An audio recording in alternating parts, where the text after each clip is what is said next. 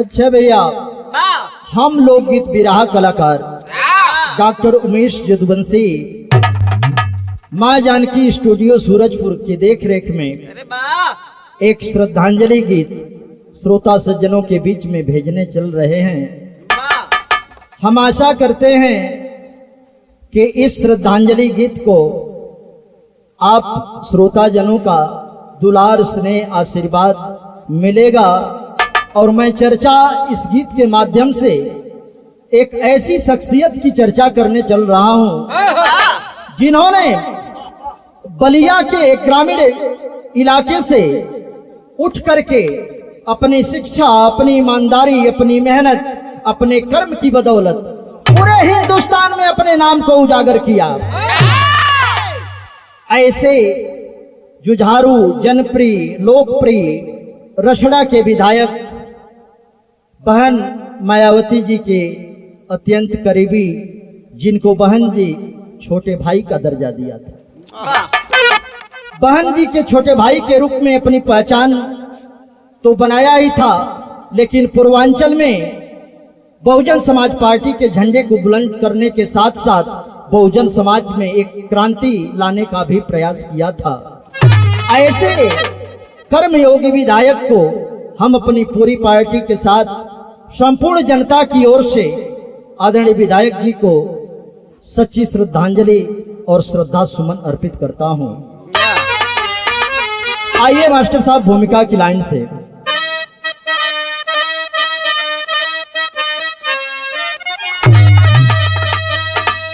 उनके जज्बा को करती कलम बंदगी,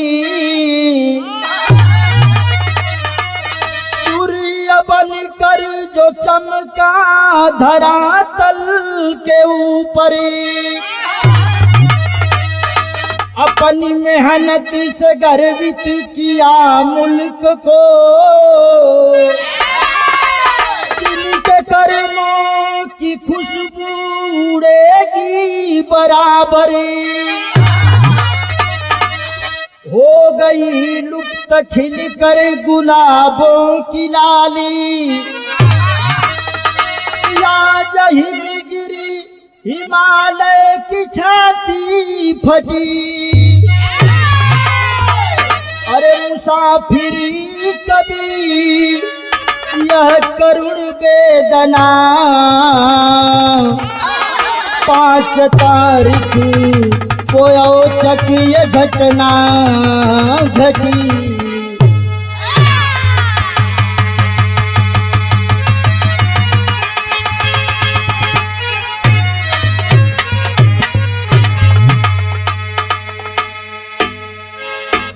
हम चर्चा करने चल रहे हैं आदरणीय विधायक माननीय स्वर्गीय श्री उमाशंकर सिंह जी की, जिन्होंने 2 जुलाई 1971 से लेकर के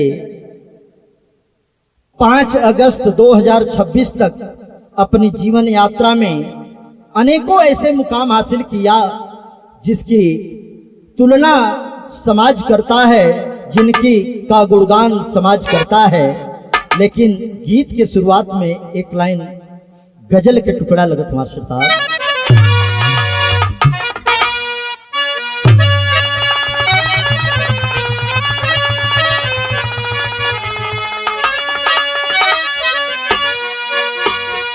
अरे मुझे तेरी मोहब्बत का सहारा मिल गया होता,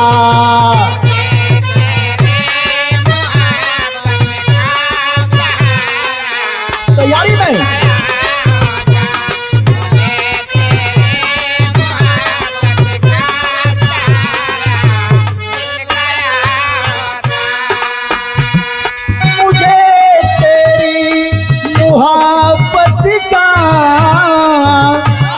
सहारा मिल गया होता,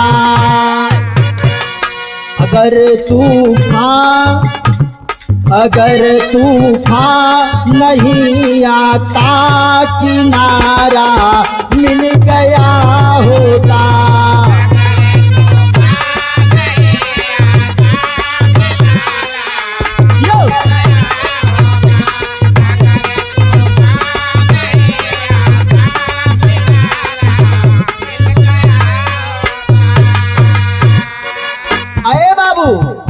अपने लिए तो इस संसार में कोई भी जी सकता है, लेकिन एक सच्चा इंसान वही होता है जो दूसरे के लिए जीता है, दूसरों के लिए परोपकार करता है, उसको इंसान कहा जाता है। कवि जी की लाइन लिख रही है कैसे, जिए जो दूसरों खातिर, अरे जिए जो दूसरे खातिर, उसे वसूल कहते हैं।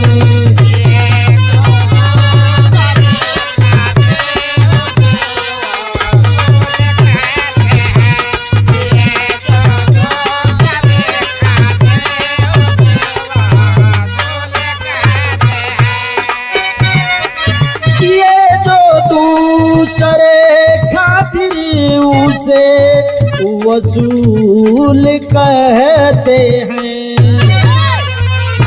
बिखेरे हर तरफ खुशबू, उसे हम फूल कहते हैं।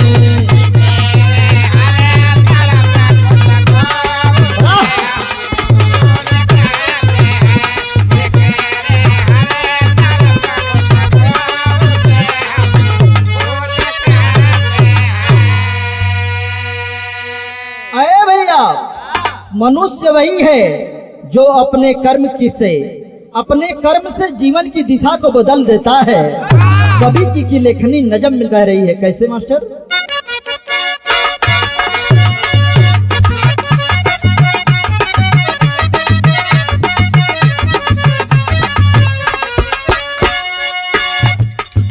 जनपद बलिया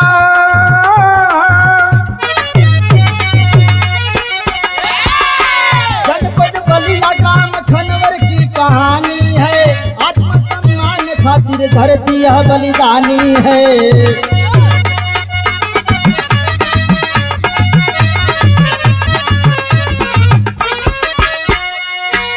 गुरहु सिंह जन्म लिए प्रिय खनवर की माटी में, रही नारी सुमित्रा प्यार भरा छाती में।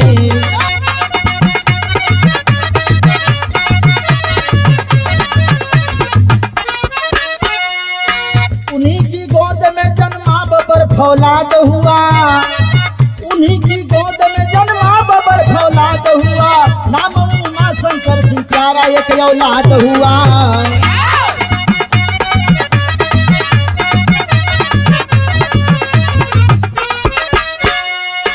हुई सगाई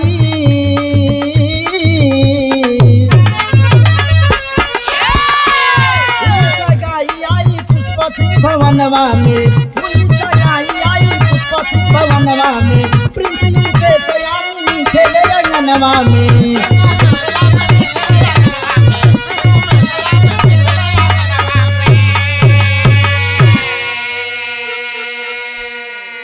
अरे बाबू, बलिया जिले का अपना एक गौरवशाली इतिहास रहा है, चाहे वह आजादी का समय रहा हो। आजादी काल में हिंदुस्तान को आजाद कराने के लिए मंगल पांडे ने देश में यहीं से क्रांति का बिगुल बजाया था, मेरठ से। इसलिए बलिया जिला आजादी में से एक दिन पहले आजाद हुआ। यहीं से यह एक ऐसा जिला है जहां से अनेक राजनेताओं ने अपने कर्म से पूरे भारत का नाम रोशन किया है। ए बाबू, वही श्रृंखला में नगरा ब्लॉक के अंतर्गत एक ग्राम खनवर पड़ता है। खनवर ग्राम के बाबू गुरहु सिंह के यहाँ जो सेना के जवान थे और सेना से रिटायर होके बाबू गुरहु सिंह घरवा में आए के खेती किसानी करे लगलन। भैया, मालिक का मर्जी भइल, पत्नी सुमित्रा की गोद से एक संतान का जन्म होता है जिसका नाम उमा शंकर सिंह रखा जाता है। बाबू बड़ा प्यार से उमा शंकर सिंह नाम रखलन। जैसन नाम शिव और पार्वती के प्रतीक के रूप में एक कल्याणकारी नाम माना जाता है। और धीरे धीरे जब उमा शंकर सिंह 2 जुलाई 1971 में जन्म लेते हैं और धीरे धीरे जब जवानी की दहलीज पर कदम रखते हैं, तब उनका जैसे आप लोगन के महतारी बाप सोचल कि समय से विवाह बेटी बेटन का हो जा। बाबू गुरु सिंह अपने रिश्तेदार अपने मित्रन के सहारे पुष्पा सिंह से विवाह बाबू उमाशंकर सिंह के कह दिलन। आ जब कैलन तो जीवन के गाड़ी आगे बढ़ल, तब पुत्री एक यामिनी सिंह और पुत्र जो जिनका नाम प्रिंस युकेश सिंह बताया गया। अरे बाबू, खुशहाल माहौल है, खुशहाली में जीवन बीतने लगता है। और जब खुशहाली में जीवन बीता था तो यहाँ एक लाइन गीत लगत है बड़ी मिजाजी।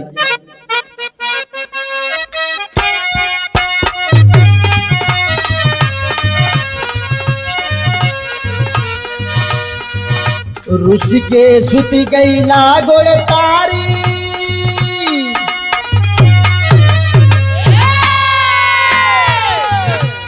रुस के सुती गईला गोड़ तारी, गईली मनावे तदिहला गारी।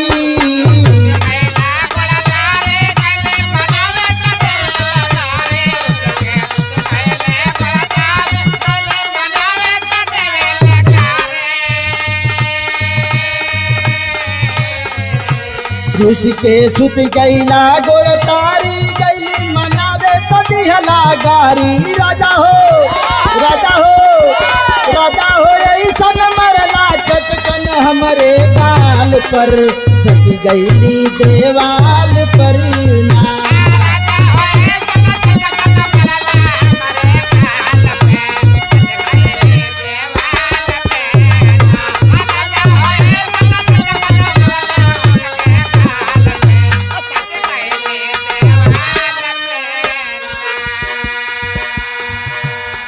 लेकिन कवि जी लिखते हैं आदरणीय विधायक जी के प्रारंभिक जीवन के विषय में, छात्र जीवन से रहले त्यागी, जन सेवा में मन बैरागी।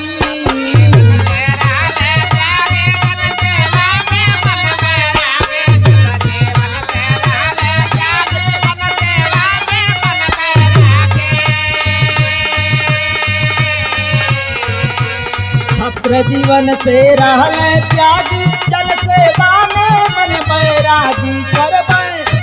करबै राजनीति है दिल के जज्बात बा, छौ नहीं सोहात बाना।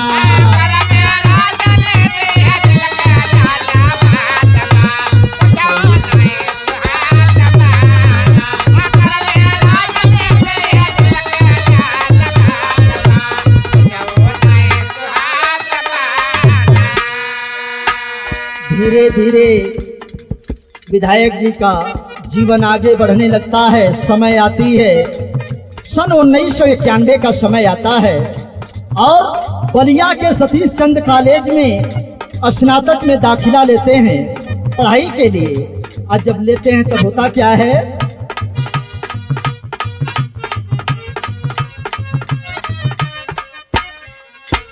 छात्र संग के भइल चुनौआ,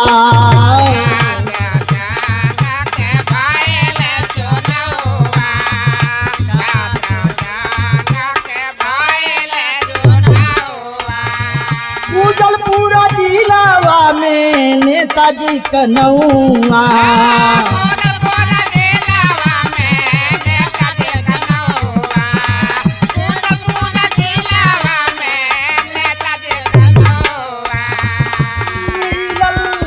मिलल जिंदगी में राजनीति के सौगात बा, छौ नहीं सोहात बाना।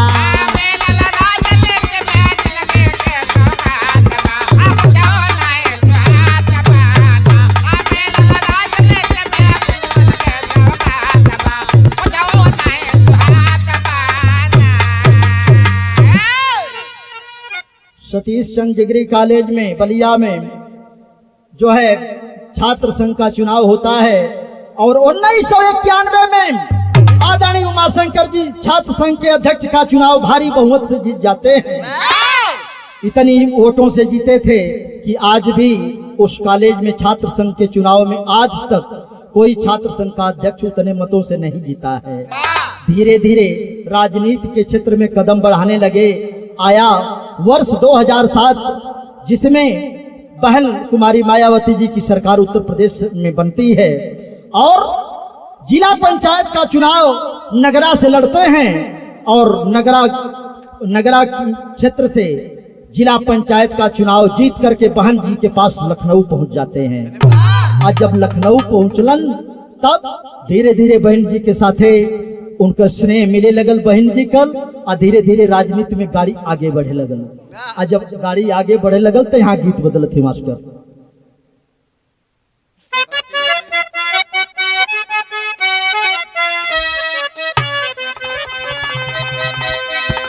ये पाकी गई लगे हुआ, अरे पाकी गई लगे हुआ, लटा की गई पालिया खनकिरे गौए ना, अरे खनकिरे गौए ना, गोरी का खेत खेत चूड़िया खनकिरे गौए ना।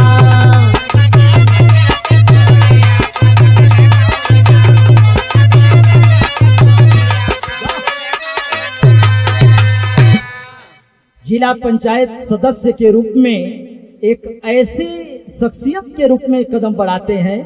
कवि जी लिखते हैं कैसे मास्टर? जाति भावना से पर रहल जवानवा कदरिया देलना, अरे कदरिया देलना, बन के सेवक पुजारिया कदरिया देलना।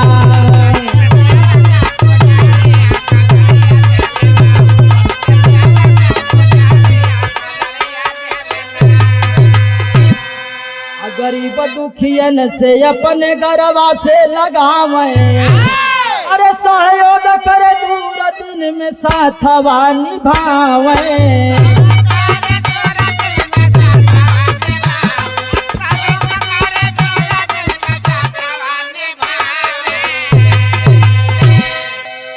द्वारे दार बार जैसे लाग का चहारिया कदरिया करना, अरे कदरिया करना, बन के सेवक पुजारिया कदरिया करना।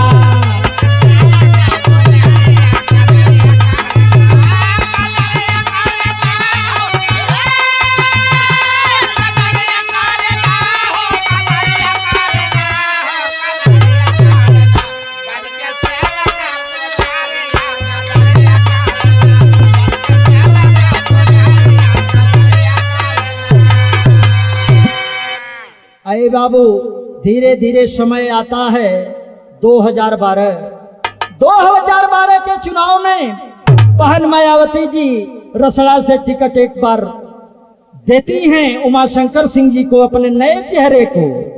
और उमाशंकर सिंह जी बहन जी की उम्मीदों पर खरा उतरते हुए पूरे पूर्वांचल में जो है बसपा का झंडा बुलंद करने का काम करते हैं और पहली बार जो है उत्तर प्रदेश की असेंबली में पहुंचने का काम करते हैं। और जब 2012 में पहुंचलन तो उनके दिल में पूरे समाज के लोगों को, चाहे वह ऊंचे वर्ग के लोग हों, चाहे छोटे वर्ग के लोग हों, चाहे बहुजन समाज के लोग हों, सबको एक सूत्र में बांध करके अपने क्षेत्र में एक ऐसी मिसाल कायम करते हैं जिसकी उपमा अन्य क्षेत्रों के विधायक जनप्रतिनिधि दिया करते हैं। अरे बाबू धीरे धीरे उनके नाम की चर्चा होने लगती है। विधायक जी पुनः 2017 के चुनाव में बीएसपी के झंडे को बुलंद करते हैं और फिर चुनाव आता है 2022 के चुनाव में एक बार पूरे उत्तर प्रदेश में एकमात्र विधायक बनते हैं जिन्होंने बहुजन समाज पार्टी के झंडे को, मान्यवर कांसीराम के सपने को, बहन कुमारी मायावती के उम्मीदों को कायम रखने का कार्य करते हैं। तो ऐसे जनप्रिय विधायक को हम सच्ची श्रद्धांजलि अर्पित करते हैं। गीत बदलत ही मास्टर चेरी का भाव लगत है।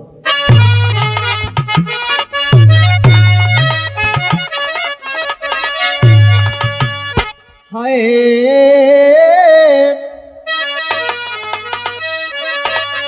अरे विजय के सर बधाई से हरा, अरे विजय के सर बधाई हो, विजय के सर बधाई से हरा, बजने लगी नाम की चौतरफा सहनाई, अरे सहनाई।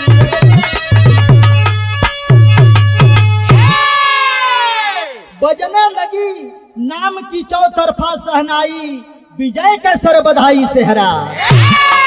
अरे बाबू, विजय के सहरे को बांध करके, बहुजन समाज की उम्मीदों को बांध करके बाबू उमाशंकर सिंह रसड़ा विधानसभा में चलने लगते हैं। और जब चले लगन तो कवि जी यहाँ लिखत हो कैसे मास्टर, ता जीवन हो गए समर्पित, राजनीति के चक्कर में उमाशंकर का कोई जवाब नहीं था। काम काबिलियत के टक्कर में बसपा का कुशल सिपाही बन, अरे बसपा का कुशल सिपाही बन सेवा भाव दिखलाए हैं। मायावती के उड़ स्थल में जाकर सम्मान वह पाए। अरे बाबू, धीरे धीरे बहन कुमारी मायावती जी के हृदय में, अपने चरण में, उस पार्टी में और बसपा के मिशन में अपना एक महत्वपूर्ण स्थान पा लेते हैं। जब बोलने भैया तो यहाँ बिरहा में आदरणीय परशुराम चाचा के गीत लगत है।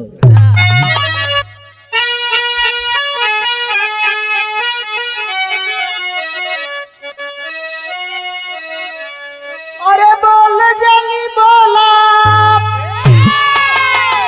ओ बोल जनी बोला,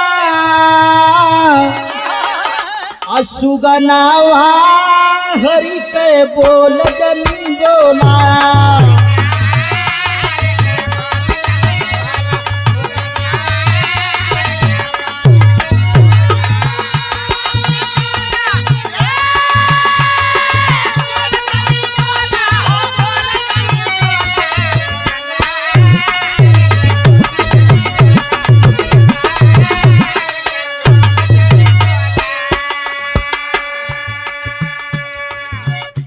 गीत का भाव रहा वहीं छोड़ दा, तमाम बात बा, लेकिन यहाँ बहन जी करती क्या है,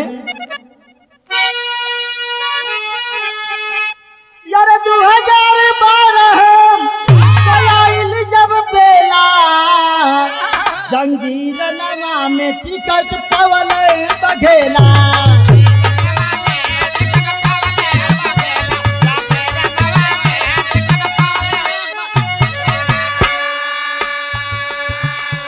रसड़ा विधान सभा मिलल उनके भाई, अरे जीत गईल काटे के रहले लड़ाई।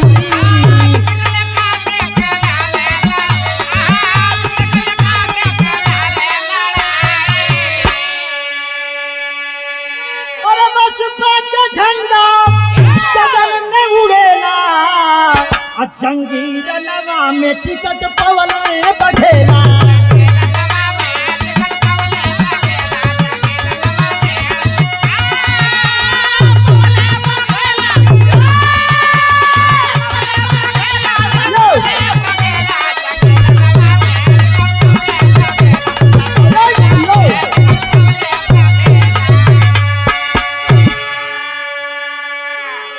भैया 2012 के चुनाव में कांटे की लड़ाई में माननीय उमाशंकर सिंह जी बहुजन समाज पार्टी के टिकट पर चुनाव को जीत जाते हैं।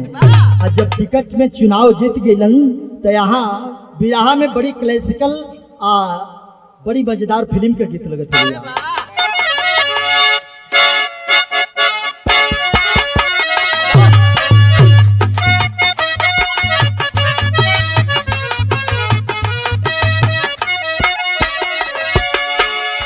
अरे राखी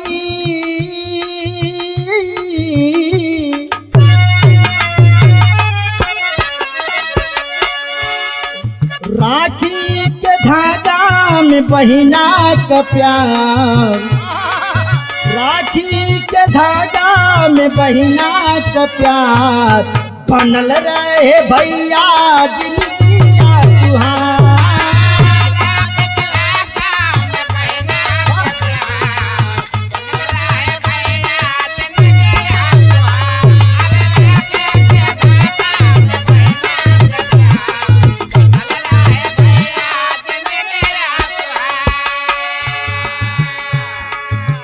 लेकिन जब चुनाव आदरणीय विधायक जी जीत जाते हैं तब अरे भइल विधायक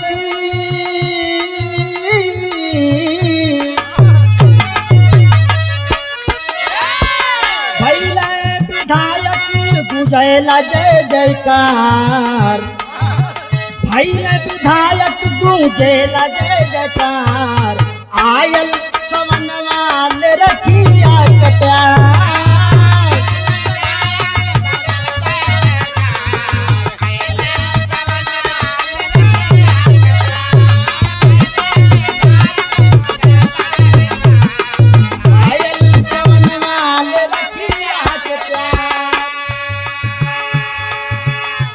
धीरे धीरे सावन का महीना आता है, भाई बहन के अटूट प्रेम का त्योहार आता है और विधायक बन करके आदरणीय उमाशंकर सिंह जी करते क्या हैं?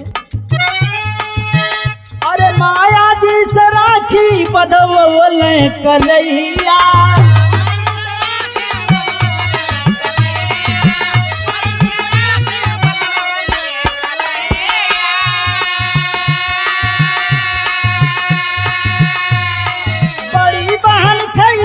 धर्मवा के नैया,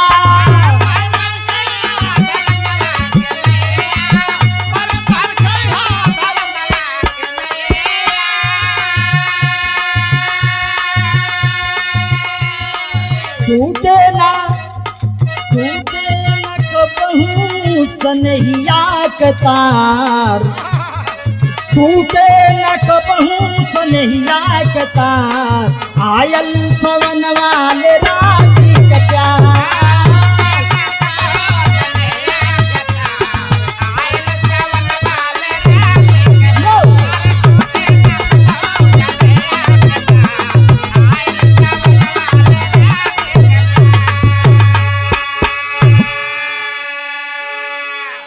दो 2012 में सिलसिला एक भाई और बहन के पवित्र रिश्ते का शुरू होता है। बहन कुमारी मायावती जी और आदरणीय उमाशंकर सिंह जी के बीच में, और वह सिलसिला राखी के पवित्र दिन आदरणीय बहन जी जहाँ कहीं भी रहती थी, चाहे लखनऊ में रहें, दिल्ली में रहती थी, जा कर के राखी के दिन बड़ी बहन मानते थे और बड़ी बहन से रक्षाबंधन के दिन हाथ में कलाई में राखी बंधवा करके भाई बहन के पवित्र रिश्ते का निर्वाह करते हैं और कहते हैं बहन जी से कि आप मेरी बड़ी बहन हैं, मैं आपका धर्म का छोटा भाई हूं और यह भाई बहन का प्रेम का जो रिश्ता है ये कभी टूटने न पाए। और इस बात पर अमल करते हुए बहन कुमारी मायावती जी ने भी उस धर्म का बखूबी निर्वाह किया, और जब निर्वाह किया तो यहाँ पपट में भाव लग रहा है मास्टर साहब। अरे माया के सामने कैला बीरवा सनवा जाई नाम, पार्टी खातिर दे दे पर सनवा जाई नाम।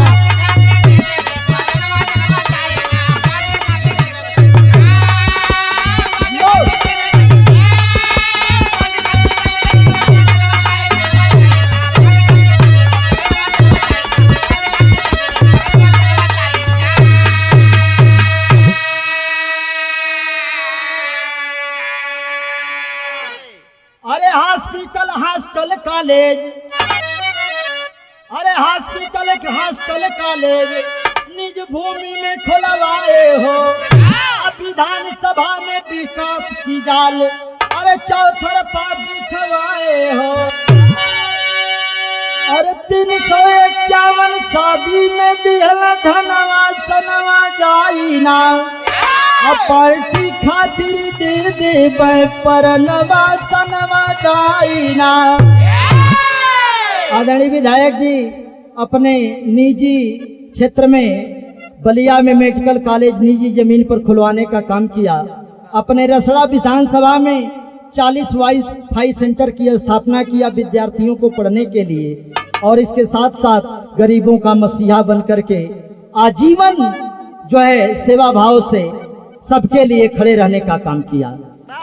इन तमाम अच्छाइयों को देखते हुए उन्हें यहाँ की जनता जो है कि भगवान से कम नहीं मानते थे।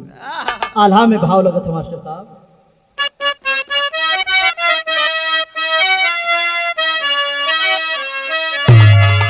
अरे बाबू, धीरे धीरे समय आता है, 5 अगस्त 2026 एक घटना घटती है देश में जिससे आम जनमानस का हृदय टूट जाता है।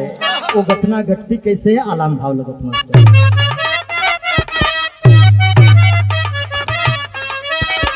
अरे फैलल करंट नियर मौत के खबरिया भैया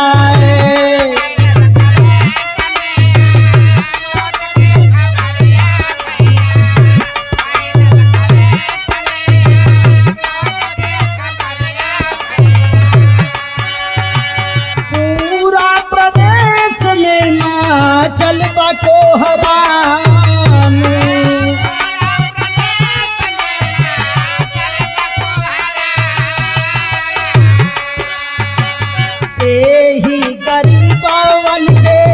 अब के पोछी रसिया बाबू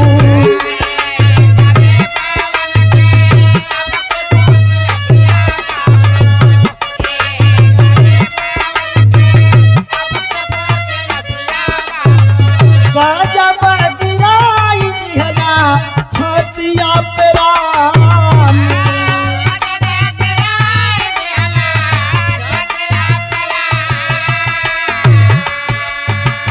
हॉस्पिटल से लाशी आई वास पर जबरी बाबू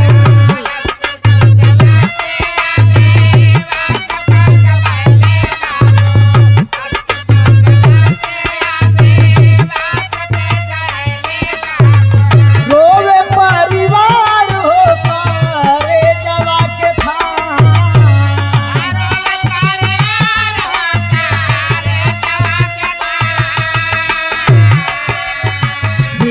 मीत सबाही के पार से नजरिया सुन लाए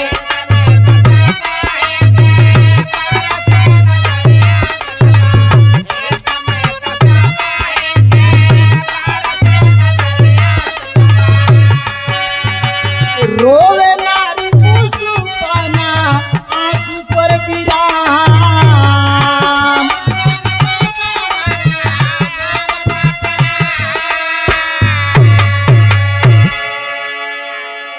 बाबू।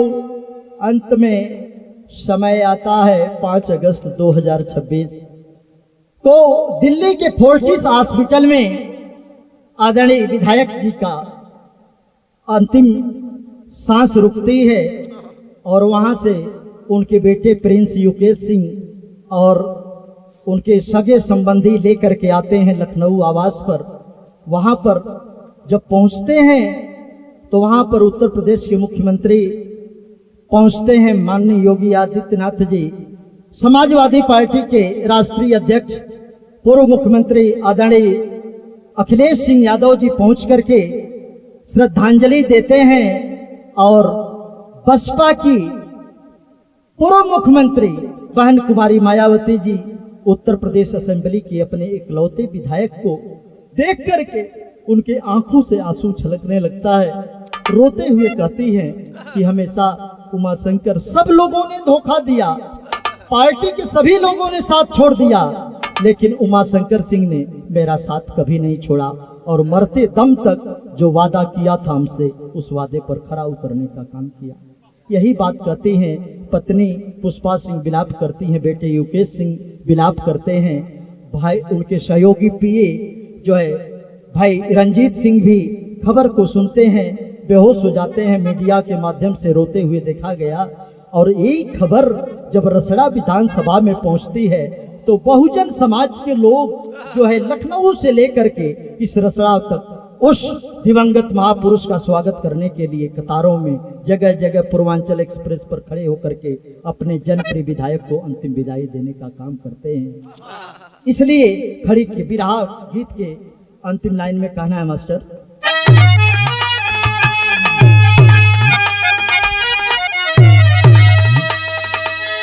उत्तर प्रदेश की पूर्व मुख्यमंत्री माननीय बहन मायावती जी जब ही पहुंचती हैं श्रद्धांजलि देने के लिए, तब एक दृश्य सामने आता है। क्या आता है भैया? अरे बन के सामने और से माया के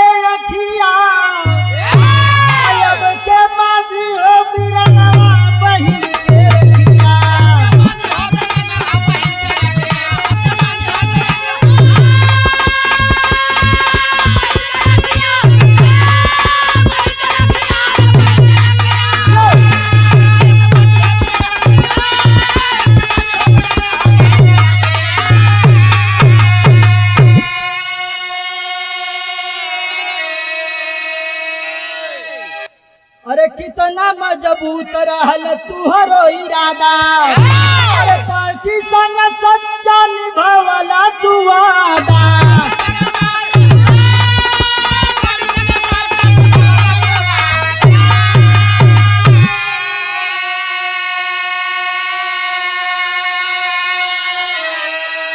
अरे कतल आज यही पार्टी का पखिया, अब के बाद हो बिरनमा बहिन के रखिया।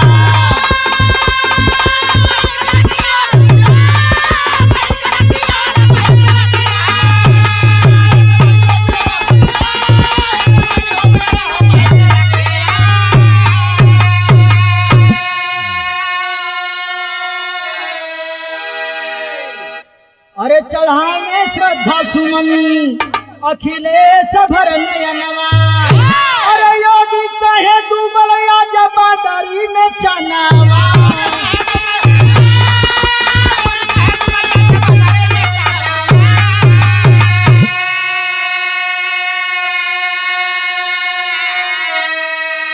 अरे ब्रह्म में विलीन भइली पावन लसिया, अब के बाधी हो बिरनवा बहिन के रखिया।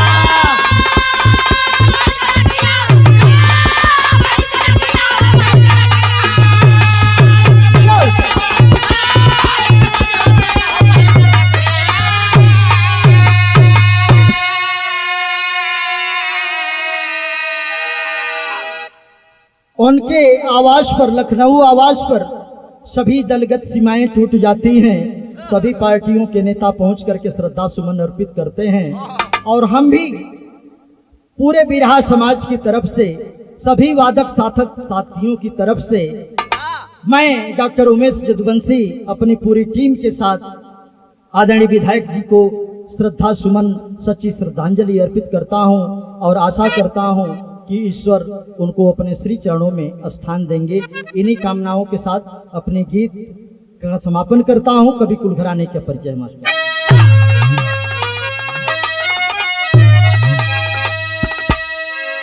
गुरु गणेश गुरु रामलाल, एक दिन है सबको जाना।